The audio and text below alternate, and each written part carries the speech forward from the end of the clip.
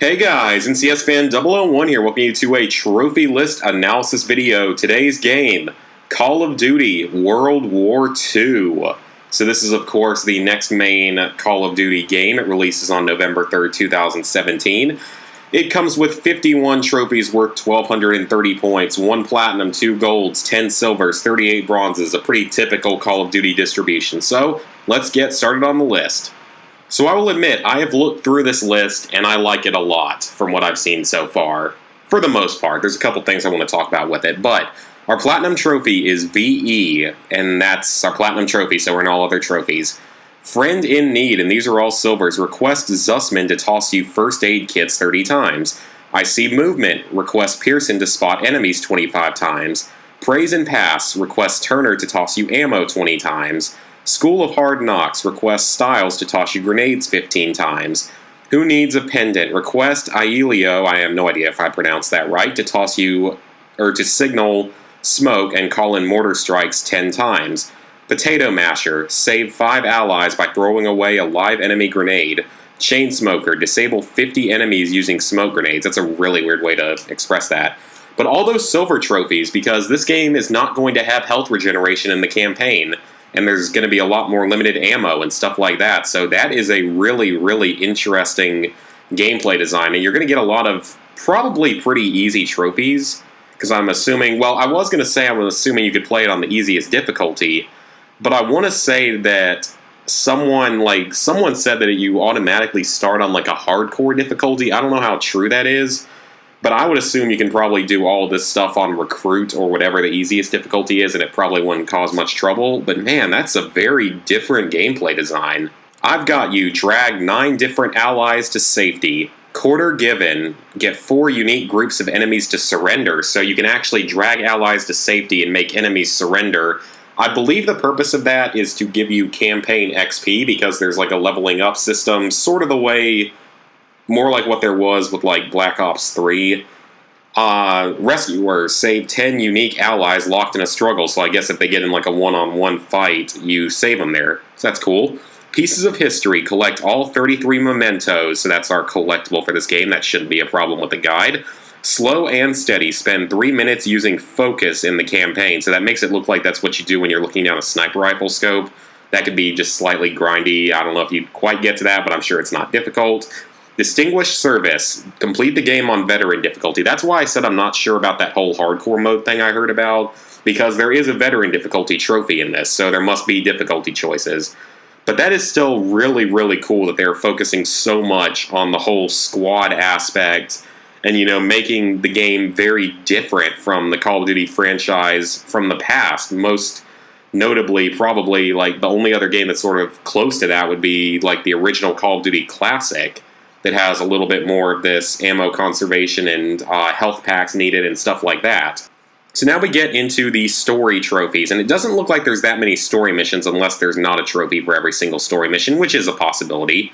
Long Way from Texas, complete D-Day, one of the lucky few, breach the seawall in under 2 minutes without taking any MG fire, and those are bronzes, so yeah, that seems like it could be a little tough even on the easiest difficulty. The Paddle, complete Operation Cobra. Ack, protect your tanks by shooting down all planes in Operation Cobra. So it's like each mission has its own miscellaneous trophy, which is, it's nice how they're organized on this. It's a very well organized list. No Sanctuary, complete Stronghold. Marksman, cover Zussman from the church without missing a shot in Stronghold. Last Stop, complete SOE. Sunday Driver, complete the driving portion of SOE without hitting any obstacles. Champagne and Caviar, complete Liberation. Silent Night, sneak through the courtyard undetected in Liberation. So that must be our obligatory full stealth mission of this game. And that, the Paddle one, the Operation Cobra, looks like we might be getting to use a tank. So that might be our tank mission or something. And then that, Stronghold one, maybe a sniper mission of some kind. But either way, it all looks cool. I like, everything I'm seeing so far. Human Cost, complete Collateral Damage. Gasoline Cowboy, rescue your allies with the Sherman while keeping your armor above 80% in collateral damage.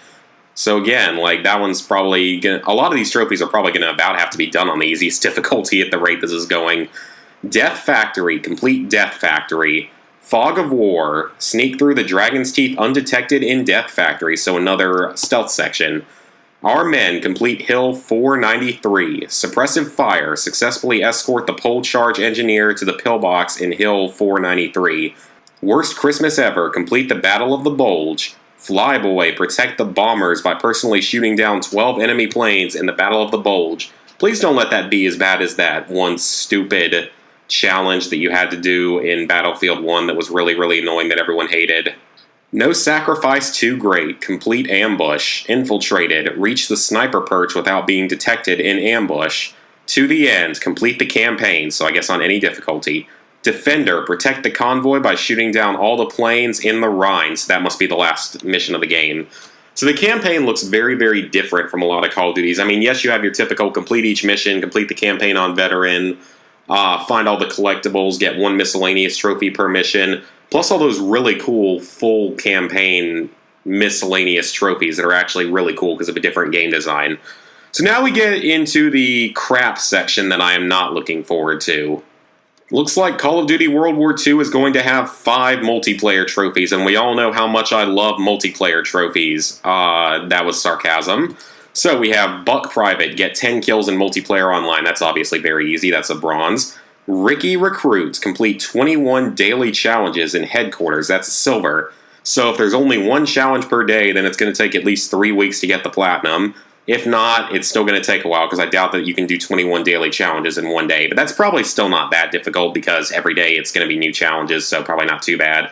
General of the Army, our other gold trophy. Enter Prestige 1 in multiplayer while playing online. So Prestige 1s, that's sort of typical now for a lot of Call of Duties, and that's not too difficult. It's probably not even going to be that time-consuming either, because I do think I am going to play this multiplayer a good amount. Tour of Duty, win 5 war matches in multiplayer while playing online. I knew they were going to do something like that. Although, they could have done much worse than that for war mode, so I'll take that as being pretty reasonable. Divisional Commander, prestige a division in multiplayer while playing online. That's a silver, so that means you have to, fully max out one of your divisions. I didn't even know you could prestige the divisions, so it looks like the multiplayer could be a bit grindy, but not overly skill-based, and probably not terrible. A lot of that would probably come through natural progression while getting that Prestige 1. But again, I hate multiplayer trophies. So I decided to zoom out the last section because our last 10 trophies are all tied to the Nazi Zombies mode. Our first 2 are Silvers, Fireworks, in the Final Reich, Retrieve the Artifact, and Dark Reunion, in the Final Reich, Save Klaus. So that's the name of our map, and those are the Easter egg trophies, presumably. Pressure Cooker, in Prologue, survive until Wave 20. That's a little unusual. You don't usually get wave-based trophies. I guess they did do them in the DLCs for Advanced Warfare, but still, that's a bit surprising. Red Mist, in the Final Reich, get 10 kills from a single bomber's explosion, so that doesn't seem too bad. Dark Arts, in the Final Reich, build all variants of the Tesla gun, so that's going to be a buildable weapon with multiple versions. Strike, in the Final Reich, knock over 10 zombies with a Wustling charge. That's probably pretty easy, but nice trophy design and name for that one. I give them credit for that. A lot of the trophy images do look pretty decent in this game, too, so I'm not going to complain too much about that either. Lurking around, in the Final Reich, find and shoot Dr. Straub, so I don't know if that's going to be a specific special zombie or possibly part of the Easter egg, I don't know. Undertaker, in the Final Reich, kill the bomber with the shovel, so that sounds like it could be dangerous and it might result in you dying. Lightning Handler, in the Final Reich, build a Tesla gun, so that's 2 trophies tied to each of those 2 simple game mechanics, so that's actually kind of interesting. And finally, White Knuckles, in the Final Reich, survive 3 pest waves in a single match without getting hit. Oh, that sounds like fun. So, overall, for this trophy list, I do mostly like it, because, like I said, I hate multiplayer stuff, but I like the list overall. The campaign trophies look really good. It's very well-written, or not even well-written, just very well-spaced out, and it looks like a good distribution of, complete the story, get miscellaneous trophies for each mission, some collectibles, all that good stuff. So I like that, and I think that's a good design, and the whole sort of newer campaign design that we're getting in this game. So I like that. Otherwise, the Zombies trophies look sort of typical for zombies. I just don't know how hard the Zombies is going to be and how hard the Easter egg is going to be.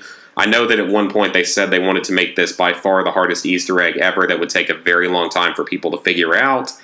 So just keep that in mind, but I doubt that it's going to be anything too bad once we figure out how to do everything. I doubt it's ever going to be as bad as some of the really, really hard Easter eggs we've had in the past. As for the multiplayer trophies, again, I hate multiplayer trophies, but I think those are fairly reasonable because I do think I will be playing this game quite a bit online, especially for the first month or so.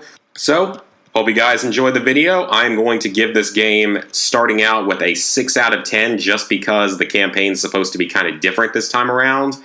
But I could see it going up much higher than that, depending on how bad the health system is with not being able to refill health on your own, and how bad the Easter egg is for zombies. So I could see it being higher than a 6 out of 10, but that's where I'm going to stick it for now. So, hope you guys enjoyed the video, and see you for the next one.